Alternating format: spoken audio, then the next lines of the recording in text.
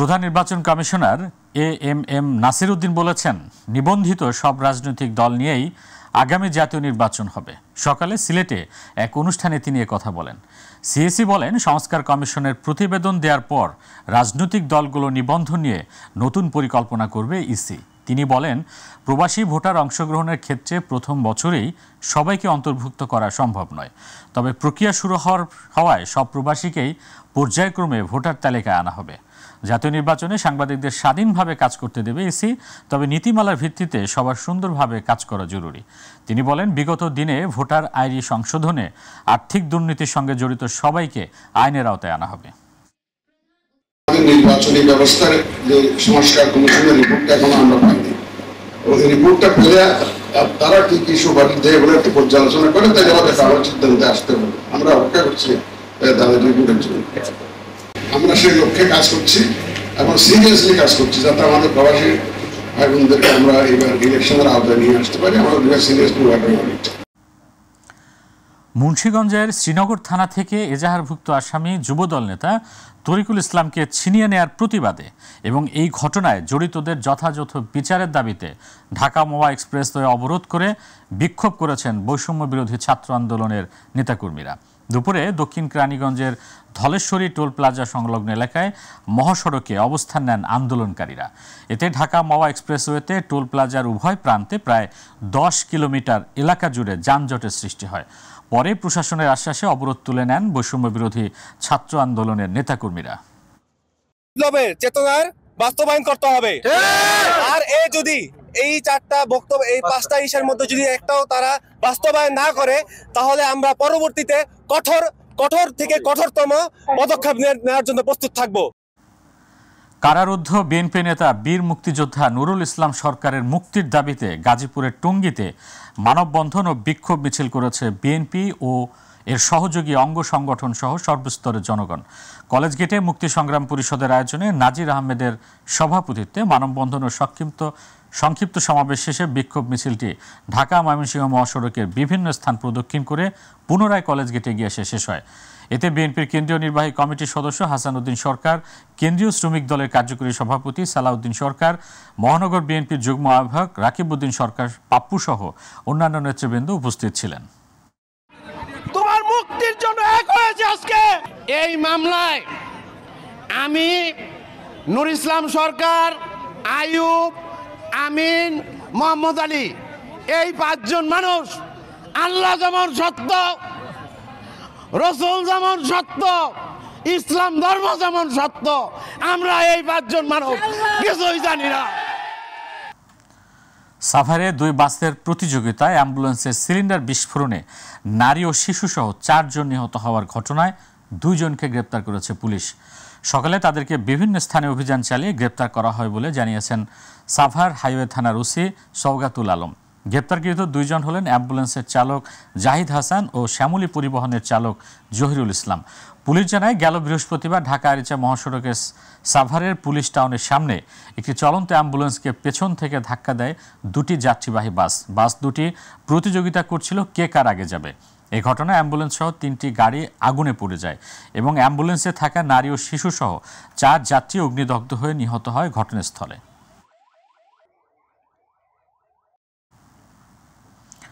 চট্টগ্রাম নগরীর ইপিজেডে জেএমএস ও মেরিমো company limited নামে 2টি পোশাক কারখানার শ্রমিকদের মধ্যে সংঘর্ষে অর্ধশতাধিক শ্রমিক আহত হয়েছে। আহতদের মধ্যে বেশিরভাগ শ্রমিক জেএমএস কোম্পানির। এদের মধ্যে কয়েকজনের অবস্থা গুরুতর। চট্টগ্রাম মেডিকেল কলেজ হাসপাতালে আসা আহত শ্রমিকরা জানান, বেতন ভাতা বৃদ্ধির জন্য 2টি কারখানার শ্রমিকরা আন্দোলন করে আসছিল। ইতিমধ্যে জেএমএস কোম্পানি তাদের শ্রমিকদের দাবি মেনে নিলে আজ সকাল থেকে তারা কাজে যোগ দেয়। এ সময় ম্যারিমো কোম্পানির একদল শ্রমিক সেখানে প্রবেশ করে ভাঙচুর সহ কর্মরত শ্রমিকদের উপর এলোপাতাড়ি হামলা চালায়। এতে অর্ধশতাধিক শ্রমিক আহত হয়। ঘটনার পরপর আহতদের চট্টগ্রাম মেডিকেল কলেজ হাসপাতালে নিয়ে যাওয়া হয়। পরে 2টি কারখানাই বন্ধ ঘোষণা করা হয়েছে। নিজেদের পক্ষে বিপক্ষে যুক্তি আছে। ঘন কুয়াশার তীব্রতা বেড়েই চলছে সিরাজগঞ্জের শাহজাদপুরে। সকাল থেকে সূর্যের মুখ তেমন একটা দেখা যায়নি। রাত থেকেই কুয়াশার চাদরে ঢাকতে শুরু করে পুরো উপজেলা। পাবনা বগুড়া মহাসড়কে ঘন কুয়াশার কারণে ব্যস্ততম এই সড়কে যান চলাচলে দুর্ঘটনার ঝুঁকিও বেড়েছে। ফগলাইট ব্যবহার করেও অনেক সময় সামনের পথ দেখতে পাচ্ছেন না চালকেরা। সকাল থেকে পাবনা বগুড়া মহাসড়কের শাহজাদপুরের বাঘাবাড়ি থেকে সিরাজগঞ্জ গোলচত্বর পর্যন্ত প্রায় 40 কিলোমিটার এলাকা ঘুরে দেখা গেছে হেডলাইট জ্বালিয়ে ধীর গতিতে চলাচল করছে বাস, পণ্যবাহী ট্রাক সহ সব ধরনের যানবাহন। কুয়াশার কারণে বেড়েছে শীতের তীব্রতা। ঢাকার কেরানীগঞ্জে অটোরিকশা চালককে খুনের পর আম গাছের সাথে ঝুলিয়ে রেখে অটোরিকশা ছিনতাইয়ের ঘটনায় আলামিন ওরফে বাহাদুর নামের এক যুবককে গ্রেপ্তার করেছে পুলিশ। দুপুরে কেরানীগঞ্জ মডেল থানার অফিসার ইনচার্জ সোহরাব আল হাসান নিজ কার্যালয়ে সংবাদ সম্মেলনে বিষয়টি নিশ্চিত করেছেন। তিনি জানান, মামলার তদন্তে তথ্য প্রযুক্তির সহায়তায় রাজধানীর সবুজবাগ এলাকা থেকে ছিনতাই হওয়া অটোরিকশা উদ্ধার ও হত্যাকাণ্ডে জড়িত বাহাদুর নামের একজনকে কক্সবাজার এলাকা থেকে গ্রেপ্তার করা হয়েছে।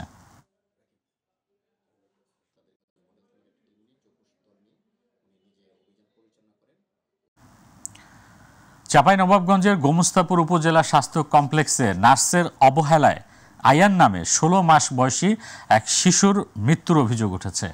সকালে গোমস্তাপুর উপজেলা স্বাস্থ্য কমপ্লেক্সে চিকিৎসাধীন অবস্থায় শিশুটির মৃত্যু হয়। এই ঘটনায় গোমস্তাপুর উপজেলা স্বাস্থ্য কমপ্লেক্সের স্টাফ নার্স আম্বিয়া মুজিদা আমিনার বিরুদ্ধে চিকিৎসা সেবায় অবহেলার অভিযোগ তুলে নার্সদের বিরুদ্ধে ক্ষিপ্ত হয়ে ওঠে রোগীর স্বজনরা। এই ঘটনায় শিশুটির বাবা আমিন বাদী হয়ে চিকিৎসা সেবায় অবহেলার অভিযোগ এনে নার্সদের বিরুদ্ধে গোমস্তাপুর থানায় একটি অভিযোগ দায়ের করেন। কেউ নার্সরা ভালোভাবে দেখছে না, সবাই কিন্তু অবহেলাই করছে। কারণ এখানে নতুন মেডিকেল, সবাই ভাবছে যে হ্যাঁ এখানে আসলে হয়তো চিকিৎসাটা ভালোভাবে আমরা পাবো, কিন্তু সেটা তো পাচ্ছে না কেউ। কর্মরত নার্সদের সাময়িক বরখাস্ত করা হয়েছে এবং তদন্তের সাপেক্ষে উক্ত নার্সদের সর্বোচ্চ শাস্তির ব্যবস্থা গ্রহণে পরবর্তী ব্যবস্থা নেওয়া হবে। মানবেতর জীবনযাপন করছেন মাদারীপুরের ডাসার উপজেলার পূর্ব দর্শনা গ্রামের একই পরিবারের 3 প্রতিবন্ধী বোন। চান বেঁচে থাকার সহায়তা। মাইটিভিতে এমন একটি প্রতিবেদন প্রচারের পর মানবিক সহায়তা নিয়ে এগিয়ে আসেন এক প্রবাসী ব্যবসায়ী। সকালে ওই 3 প্রতিবন্ধী বোনের বাড়িতে শীত বস্ত্র, নগদ অর্থ ও খাদ্য সহায়তা পৌঁছে দেওয়া হয়। এ সময় ডাসার ইউনিয়ন পরিষদের চেয়ারম্যান রেজাউল করিম শিকদার, কালকিনি ফাজিল মাদ্রাসার অধ্যক্ষ মাওলানা হাবিবুর রহমান, মাইটিভির কালকিনি ও ডাসার প্রতিনিধি জিয়াউদ্দিন লিয়াকত, কবির ব্যাপারী সহ অন্যান্যরা উপস্থিত ছিলেন। এরকম মানবিক প্রতিবেদন প্রচারের জন্য মাইটিভিকে ধন্যবাদ জানান স্থানীয় জনপ্রতিনিধি, ভুক্তভোগী ও এলাকার সাধারণ জনগণ। চাঁপাইনবাবগঞ্জ সীমান্তে বিএসএফের গুলিতে আহত এক যুবককে রাজশাহী মেডিকেল কলেজ হাসপাতালে ভর্তি করা হয়েছে। শনিবার ভোর 4টার দিকে শিবগঞ্জ থানাধীন সোনা মসজিদ স্থলবন্দরের বাগিচাপাড়া সীমান্তে বুকে গুলিবিদ্ধ যুবকের নাম শহীদুল ইসলাম। গুরুতর আহত অবস্থায় তাকে রাজশাহী মেডিকেল কলেজ হাসপাতালে ভর্তি করা হয়। আহতের পরিবারের দাবি, ওই সীমান্তে ড্রেজার করে মাটি কাটা হচ্ছে। সেখানে ভোরে শহীদুল অন্যদের সাথে ট্রলিতে করে মাটি আনতে গিয়েছিল। এ সময় বিএসএফ তাদেরকে উদ্দেশ্য করে গুলি করে।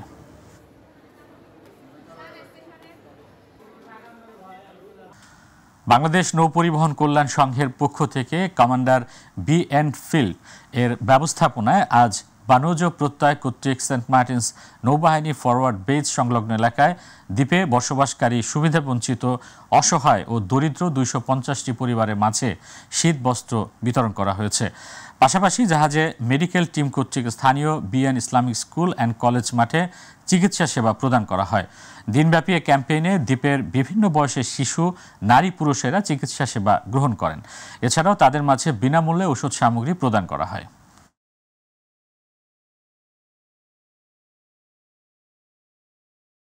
জামালপুরের মাদারগঞ্জে কৃষকদের গরু চুরি করে কর্মী সমর্থকদের জন্য ভুরি ভোজ আয়োজনের অভিযোগ উঠেছে। এই ঘটনায় 2 জনকে আটক করেছে পুলিশ। সকালে মাদারগঞ্জ উপজেলার জুনাইল রাইসিয়া বালিকা দাখিল মাদ্রাসা প্রাঙ্গণে উপজেলা ও পৌর জাতীয়তাবাদী মহিলা দল নারী সমাবেশের আয়োজন করে। অভিযোগ উঠেছে, গতকাল গভীর রাতে মাদারগঞ্জ উপজেলার জোরখালী ইউনিয়নের খামার মাগুরা গ্রামের কৃষক এফাস উদ্দিনের গোয়ালঘর থেকে একটি গরু চুরি হলে তিনি গরুর খোঁজ করতে থাকেন। এক পর্যায়ে আজ ভোরে পার্শ্ববর্তী দক্ষিণ কয়রা গ্রামে বিএনপি নেতা মাহমুদুল হাসান মুক্তার বাড়িতে চুরি হওয়া গরুর জবাইয়ের বিষয়টি নিশ্চিত হলে প্রতিবেশী ও স্থানীয়দের সহায়তায় গরুর চামড়া সহ কসাইকে হাতে নাতে ধরে ফেলে কৃষক এফাসউদ্দিন। বিষয়টি জানাজানি হলে বিএনপি নেতা ও তার স্ত্রী বাড়ি থেকে পালিয়ে যান। পরে পুলিশ খবর পেয়ে ঘটনাস্থল থেকে কর্মী সুমন মিয়া ও কসাই বজলুর রহমান নামে দুইজনকে আটক করে থানায় নিয়ে যায়। ভোরবেলায় একটি গরু জবাই করে, পরবর্তীতে আমরা জানতে পারি গরুটি চুরাই এবং গরুর যিনি মালিক তিনি গিয়ে শনাক্ত করে তার গরুটি চুরাই করে এখানে জবাই করা হয়েছে। ঘটনার সাথে সম্পৃক্ত থাকার অভিযোগে আমরা হাতে নাতে দুইজন আসামিকে গ্রেপ্তার করি। অন্যান্য যারা আসামি ছিল এই ঘটনার সাথে সম্পৃক্ত তারা পালিয়ে যায়। এ ব্যাপারে বাদী ইতিমধ্যে থানায় এসছে, ওনার কাছ থেকে অভিযোগ নিয়ে আমরা নিয়মিত মামলা রুজু করব। দৌলদিয়া পাটুরিয়া নৌরুটের রাজবাড়ির দৌলদিয়া ৭ নম্বর ফেরিঘাট সাময়িকভাবে বন্ধ রয়েছে। সকাল থেকে ফেরিঘাটের পল্টনটি মেরামতের জন্য স্থানান্তর করার কারণে সাময়িকভাবে ঘাটটি বন্ধ রেখেছেন বিআইডব্লিউটিসি কর্তৃপক্ষ। এ ব্যাপারে বিআইডব্লিউটিসি পাটুরিয়া ঘাটের ম্যানেজার মেরিন মোহাম্মদ আবদুল্লাহ আল মামুন জানান, সকাল 10:30 থেকে কাজ শুরু হয়েছে। এখানে থাকা পল্টনটি সরিয়ে অতি দ্রুতই পাটুরিয়া ঘাট থেকে পল্টন এনে 7 নম্বর ফেরিঘাটে তা বসানো হবে। আমাদের হচ্ছে একটা সার্টেন টাইম পরে পন্টনগুলো আমাদের মেরামতে যেতে হয়। সকাল 10:30 থেকে আমরা এটা রিপ্লেসমেন্টের কাজ শুরু করছি। ইতিমধ্যে আমাদের রোরো পন্টন 7 ছিল এখানে, এটা আমরা এখন রিপ্লেস করে অলরেডি সেল করছে যাচ্ছে। এখন ওখান থেকে আমাদের একটা রেডি পন্টন আছে পাটুরিয়া ঘাটে, রোরো পন্টন 8, ওইটা জাস্ট আসতেছে। আমরা দুপুরের পরেই মোটামুটি 3টার মধ্যে আমরা এখানে সেট করে আবার এই ঘাটটা আবার চলাচল করব। মুন্সিগঞ্জে স্কুলের নাম শহীদ জিয়াউর রহমান উচ্চ বিদ্যালয় হওয়ায় 16 বছরে পায়নি কোনো বরাদ্দ। নামের কারণেই এমন বৈষম্যের শিকার বলে মনে করেন বিদ্যালয় কর্তৃপক্ষ ও স্থানীয়দের। মাধ্যমিক শিক্ষা কর্মকর্তা জানান, বিষয়টি দেখভালের দায়িত্ব শিক্ষা প্রকৌশল অধিদপ্তরের। আর শিক্ষা প্রকৌশল অধিদপ্তর জানিয়েছে, চাহিদা পাঠানো হয়েছে, অচিরেই আসবে বরাদ্দ। মুন্সিগঞ্জ প্রতিনিধি শেখ মোহাম্মদ রতনের রিপোর্ট, জানাচ্ছেন ইলিয়াস কমল। টেবিলে থরে থরে সাজানো শতাধিক আবেদনপত্র। গত 16 বছরে বিদ্যালয়ের জন্য বরাদ্দ চেয়ে এই আবেদনগুলো সংশ্লিষ্ট বিভিন্ন দপ্তরে পাঠিয়েছে মুন্সিগঞ্জ সদর উপজেলার মীর কাদিম পৌরসভার কাছে প্রতিষ্ঠিত মীর কাদিম শহীদ জিয়াউর রহমান উচ্চ বিদ্যালয় কর্তৃপক্ষ। তবে মেলেনি সাড়া, আসেনি কোথাও কোনো প্রকার বরাদ্দ। অথচ পরীক্ষার ফলে জেলায় প্রতি বছর শীর্ষ দশে অবস্থান বিদ্যালয়টির। শহীদ জিয়া নামে আওয়ামী লীগ সরকার থাকতে তারা অবহেলিত করছে। কত স্কুলে প্রোগ্রাম হয় কিন্তু আমাদের স্কুলে হয় না, সেখান থেকে আমরা বঞ্চিত হই। সেরকম একটা ফান্ড পাইনি আর কি, শহীদ জিয়া রহমান উচ্চ বিদ্যালয়ে নাম থাকার কারণে। আমরা এটাই চাই আমাদের স্কুলের পরিবেশটা সুন্দর হোক, মানুষ যেন দেখে বলতে পারে। 1994 সালে প্রতিষ্ঠিত বিদ্যালয়টিতে 2000 সালে স্থানীয় শিক্ষানুরাগীদের অনুদানে নির্মিত হয় 3তলা একাডেমিক ভবন। নিম্ন মাধ্যমিক থেকে উচ্চ মাধ্যমিক হিসেবে এমপিওভুক্ত হয় 2002 সালে। 2003-04 অর্থবছরে সরকারি অর্থে একটি 2তলা ভবন নির্মিত হয়। 2008 সালের পর শত চেষ্টা করেও বরাদ্দের মুখ দেখেনি বিদ্যালয়টি। এতে বাধাগ্রস্ত হয়েছে শিক্ষার পরিবেশ। ছেলে মেয়ে উভয়ের আলাদা আলাদা ওয়াশরুম নেই এবং লেখাপড়ার মান দিন দিন কমে যাচ্ছে। আমাদের জ্বালানা নাই, একটা দরজা নাই, আমাদের অন্ধকারে পড়াশোনা করতে হচ্ছে। ফ্লোরি ভাঙার কারণে অনেক ধুলাবালি যায়, আমাদের অনেক সমস্যা, এইসবের জন্য আমরা ভালো করে পড়ালেখা করতে পারতেছি না। বর্তমানে জরাজীর্ণ 2 ভবনে চলছে একাডেমিক ও প্রশাসনিক কার্যক্রম। সংস্কারের অভাবে শ্রেণীকক্ষের পলেস্তারা খসে পড়েছে, ফ্লোর নষ্ট হয়ে সৃষ্টি হয়েছে গর্ত, নেই পর্যাপ্ত আলো, পাখা ও বসার বেঞ্চের ব্যবস্থা। ফলে দিন দিন কমে যাচ্ছে শিক্ষার্থীর সংখ্যা। অন্তর্বর্তীকালীন সরকার এটাকে জাতীয়করণ করা হোক এবং এই অনগ্রসর শিক্ষার্থীদের, বিশেষ করে এই চরাঞ্চলের শিক্ষার্থীদেরকে লেখাপড়ার মূল ধারা জানিয়ে নিয়ে আসতে পারে। মাধ্যমিক ও উচ্চশিক্ষা অধিদপ্তরের দাবি, বিষয়টি দেখভালের দায়িত্ব শিক্ষা প্রকৌশল অধিদপ্তরের। বাংলাদেশের মানুষের জন্যই শিক্ষা, সুতরাং এখানে ব্যক্তিগত কারণে কোনো শিক্ষা প্রতিষ্ঠান ক্ষতিগ্রস্ত হোক সেটা আমরা চাইব না। আমার দায়িত্ব নেওয়ার পর থেকে সকল প্রতিষ্ঠানের সমন্বয়ে আমি চেষ্টা করব যেন সবাই সমান বরাদ্দ পায়, কেউ যেন বঞ্চিত না হয়। শহীদ জিয়াউর রহমান উচ্চ বিদ্যালয়ে ভবন সংস্কার, নতুন ভবন নির্মাণ, সীমানা দেয়াল ও সরকারিকরণের মাধ্যমে শিক্ষা প্রতিষ্ঠানটিকে নতুন রূপ দেওয়ার দাবি স্থানীয়দের। ইলিয়াস কমল, মাই টিভি। এবার আমাদের কৃষি। জয়পুরহাটে আখের দাম বেশি, সেই সাথে সাথী ফসল চাষ করায় দিন দিন আখ চাষে ঝুঁকছেন কৃষকরা। গত বছরের চেয়ে জয়পুরহাট চিনিকল জোনে বেড়েছে প্রায় 1000 একর জমির আখ চাষ। এতে প্রাণ ফিরে এসেছে চিনিকলে।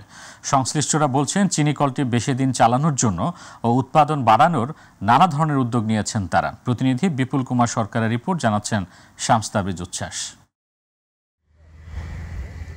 জয়পুরহাটে দিন দিন বাড়ছে আখের চাষ। গত বছর জেলার চিনিকল জোন এলাকায় আখের চাষ হয়েছিল প্রায় 2000 একর জমিতে। এবছর হয়েছে প্রায় 3000 একর জমিতে। বাজারে আখের দাম বাড়ায় এবং একাধিক সাথী ফসল চাষের সুযোগ থাকায় আখ চাষে স্থানীয়দের আগ্রহ বাড়ছে।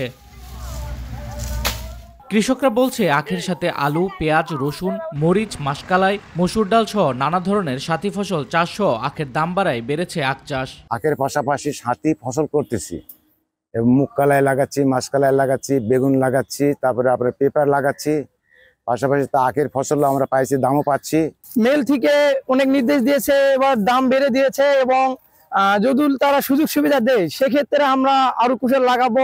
দেশের সম্পদ, জাতীয় সম্পদ, সবার সম্পদ, আমাদেরকে এটা রক্ষা করতেই হবে। আখ আবাদের জন্য যা দেওয়ার দরকার আপনার উপকরণ সমূহ তা সহজভাবে দিচ্ছে, যার কারণে একটু ভালোভাবে আখ হওয়ার সম্ভাবনা দেখা দিয়েছে। কৃষকদের আগে যে হয়রানি হয়তো সেই হয়রানি থেকে চাষিরা মুক্তি পাচ্ছে এবং এই জন্য চাষিরা মোটামুটি আখ চাষে ফিরে আসছে। সুগার মিল জানি আগের মতো সমন্বয় চলে এবং কৃষকরা যেন আখ লাগায়, এই জন্য আমি সরকারকে অনুরোধ করব, সরকার যেন সুগার মিলটার দিকে প্রতি দৃষ্টি আকর্ষণ করে এবং দৃষ্টি দেয়।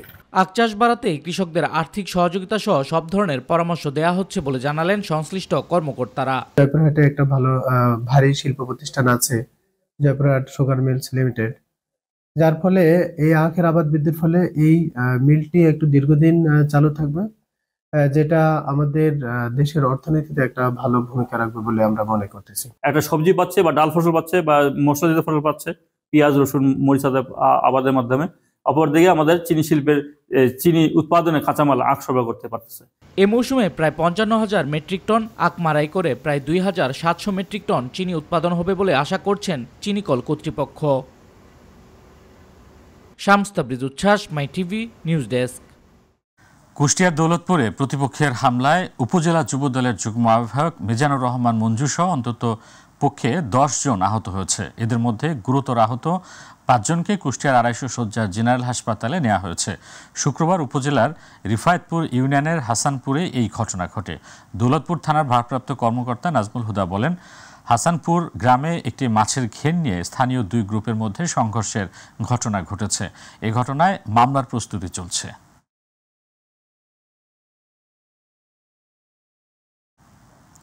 শরীয়তপুরের সদর উপজেলা বিনোদপুর ইউনিয়নের চন্দ্রপুর নদী থেকে 5টি অবৈধ ড্রেজার নিয়ে দিনের পর দিন বালু উত্তোলন করে বিক্রির অভিযোগ উঠেছে একটি চক্রের বিরুদ্ধে। এতে ওই নদীর পাড়ে ভাঙন দেখা দিয়েছে। স্থানীয়রা বলছেন, উপজেলা প্রশাসন জেল জরিমানা করলেও থেমে নেই তাদের কার্যক্রম। ড্রেজার ব্যবসায়ীদের বিরুদ্ধে আইন অনুযায়ী ব্যবস্থা নেওয়ার অনুরোধ জানান তারা।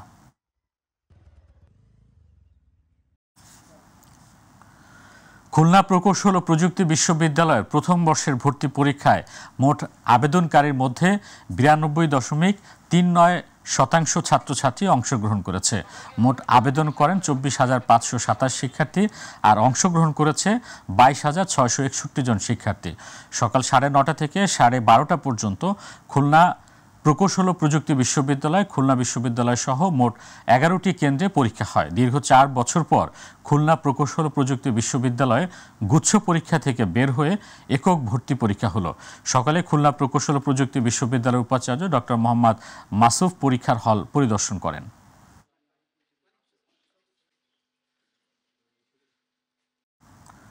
গাজীপুরের কালিয়াকৈরে উঠান বৈঠক ও বিট পুলিশিং সভা অনুষ্ঠিত হয়েছে। কালিয়াকৈর থানায় বিট পুলিশিংয়ের উদ্যোগে মাদক চোরাচালান, বাল্যবিবাহ, ইফটিজিং, কুসংস্কার, যৌতুক, নারী ও শিশু নির্যাতন, মানব পাচার প্রতিরোধ প্রতিকার বিষয়ক সচেতনতামূলক এ সভার আয়োজন করা হয়। সভায় সভাপতিত্ব করেন কালিয়াকৈর থানার অফিসার ইনচার্জ রিয়াদ মাহমুদ। সভা সঞ্চালনায় ছিলেন থানার উপপরিদর্শক জাহাঙ্গীর আলম। অনুষ্ঠানে প্রধান অতিথি ছিলেন পৌর বিএনপি সাধারণ সম্পাদক হাজী রিয়াজউদ্দিন।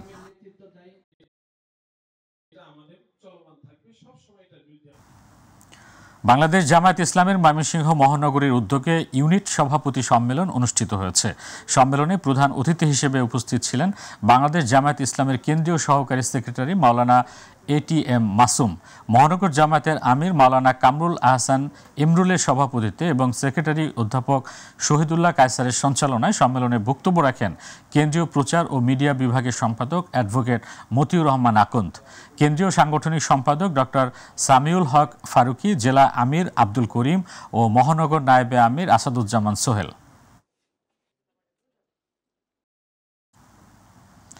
বরিশালের গৌরনদীতে জাতীয়তাবাদী ছাত্র দলের প্রতিষ্ঠা বার্ষিকী উপলক্ষে র্যালি ও আলোচনা সভা অনুষ্ঠিত হয়েছে। র্যালির উদ্বোধন করেন বিএনপি চেয়ারপারসন উপদেষ্টা এম জহিরুদ্দিন স্বপন। সকালে উপজেলা, পৌর ও সরকারি গৌরনদী কলেজ ছাত্র দলের আয়োজনে র্যালি শেষে আলোচনা সভায় প্রধান অতিথি ছিলেন বাংলাদেশ উন্মুক্ত বিশ্ববিদ্যালয়ের উপাচার্য ও বিএনপির কেন্দ্রীয় কার্যনির্বাহী শিক্ষা বিষয়ক সম্পাদক অধ্যাপক ডক্টর ABM ওবায়দুল ইসলাম। পাবনার ঈশ্বরদীতে ইপিজেড কর্মী মেহেদী হাসান নাইমের হত্যাকারীদের দ্রুত বিচারের দাবিতে বিক্ষোভ ও সংবাদ সম্মেলন করেছে নিহতের স্বজন ও এলাকাবাসীরা। দুপুরে ঈশ্বরদী বানেশ্বর আঞ্চলিক মহাসড়কের গোকুলনগর চক্ষু হাসপাতালের সামনে ঘণ্টাব্যাপী এই বিক্ষোভ করা হয়। এ সময় যান চলাচল বন্ধ করে ঘণ্টাব্যাপী তাদের দাবি জানান। বিক্ষুব্ধ এলাকাবাসী হত্যাকাণ্ডের সাথে জড়িত আসামিদের দ্রুত গ্রেফতার ও শাস্তির দাবি করেন। তবে পুলিশের উপস্থিতিতে পুনরায় যান চলাচল স্বাভাবিক হয়। চাঁদপুরে চলমান শৈত্যপ্রবাহে শীতার্তদের কষ্ট লাঘবে অসহায় ও দুস্থদের মাঝে শীত বস্ত্র বিতরণ করা হয়েছে। হাইমচর এলাকার বাংলা বাজার মেঘনা একতা যুব সমাজ সংস্থার উদ্যোগে শীতার্তদের হাতে শীত বস্ত্র তুলে দেন সংগঠনের উপদেষ্টা গিয়াসউদ্দিন মিন্টু মাঝি। এ সময় সংগঠনের পক্ষ থেকে উপস্থিত 5 শতাধিক শীতার্ত পরিবারের হাতে শীত বস্ত্র তুলে দেওয়া হয়। অনুষ্ঠানে সংগঠনের সম্মানিত উপদেষ্টা ইব্রাহিম খলিল, হোসাইন মিয়া ভুট্টো, মিজানুর রহমান ফাহিম, সংগঠনের প্রতিষ্ঠাতা KM ফরিদ হোসেন হৃদয়, আখন্দ মোহাম্মদ শরীফ, সভাপতি সৈয়দ আহমেদ গাজী, সাধারণ সম্পাদক সাদ্দাম কবিরাজ সহ অনেকে উপস্থিত ছিলেন।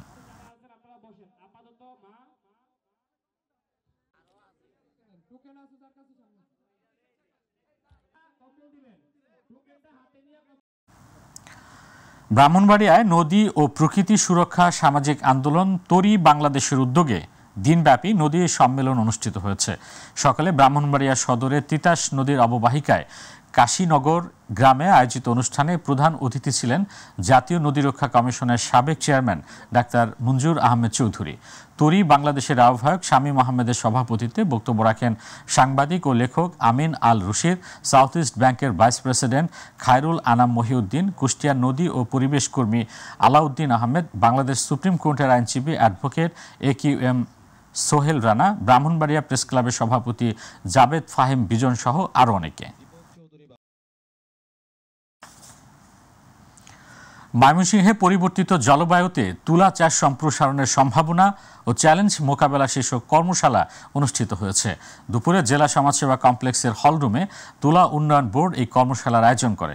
কর্মশালায় প্রধান অতিথি ছিলেন কৃষি মন্ত্রণালয়ের অতিরিক্ত সচিব আবু জুবায়ের সোহেল বাবুল, তুলা উন্নয়ন বোর্ডের নির্বাহী পরিচালক ডক্টর ফখরে আলম ইবনে তবিরের সভাপতিত্বে কর্মশালায় আরও বক্তব্য রাখেন অতিরিক্ত বিভাগীয় কমিশনার ইউসুফ আলী, বাংলাদেশ পরমাণু কৃষি গবেষণা ইনস্টিটিউটের মহাপরিচালক আবুল কালাম আজাদ, তুলা উন্নয়ন বোর্ডের জেলা কর্মকর্তা সাবিনা ইয়াসমিন। টাঙ্গাইলের সন্তোষ মাওলানা ভাসানী বিজ্ঞান ও প্রযুক্তি বিশ্ববিদ্যালয় আজ একাডেমিক ভবনের কনফারেন্স রুমে 2 দিনব্যাপী 3rd international conference on advancement of life সায়েন্সেসের উদ্বোধন করা হয়েছে। মাওলানা ভাসানী বিজ্ঞান ও প্রযুক্তি বিশ্ববিদ্যালয়ের ভাইস চ্যান্সেলর অধ্যাপক ডক্টর আনোয়ারুল আজিম আখন্দের সভাপতিত্বে উদ্বোধনী অনুষ্ঠানে প্রধান অতিথি হিসেবে বক্তব্য রাখেন গোপালগঞ্জ বিজ্ঞান ও প্রযুক্তি বিশ্ববিদ্যালয়ের ভাইস চ্যান্সেলর অধ্যাপক ডক্টর হুসাইন উদ্দিন শেখর। আরও বক্তব্য রাখেন পাবনা বিজ্ঞান ও প্রযুক্তি বিশ্ববিদ্যালয়ের ভাইস চ্যান্সেলর অধ্যাপক ডক্টর SM আব্দুল আওয়াল এবং জামালপুর বঙ্গমাতা শেখ ফজিলাতুন্নেসা মুজিব বিজ্ঞান ও প্রযুক্তি বিশ্ববিদ্যালয়ের ভাইস চ্যান্সেলর অধ্যাপক ডক্টর মোহাম্মদ রুকুনুজ্জামান। সোনারগাঁওয়ের বারো দিতে শীতার্ত মানুষের মাঝে কম্বল বিতরণ করা হয়েছে। শুক্রবার পশ্চিমবঙ্গের সাবেক মুখ্যমন্ত্রী জ্যোতি বসুর বাড়িতে কম্বল বিতরণ অনুষ্ঠানে সভাপতিত্ব করেন মাই টিভির বিশেষ প্রতিনিধি ইউসুফ আলী। প্রধান অতিথি ছিলেন যুব উন্নয়ন অধিদপ্তরের প্রাক্তন মহাপরিচালক SM ওয়ালিউর রহমান আপেল। অন্যদের মাঝে উপস্থিত ছিলেন ভোক্তা অধিকার সংরক্ষণ অধিদপ্তরের সহকারী পরিচালক শাহ আলম, ওলামাদের দলের কেন্দ্রীয় কমিটির সদস্য হাফেজ মিজানুর রহমান, সোনারগাঁও উপজেলা ছাত্রদলের প্রাক্তন সহসভাপতি শহীদুল ইসলাম, সেলিম মাস্টার, কামরুল হাসান, রুহুল আমিন ও রুকনুজ্জামান সহ অন্যরা।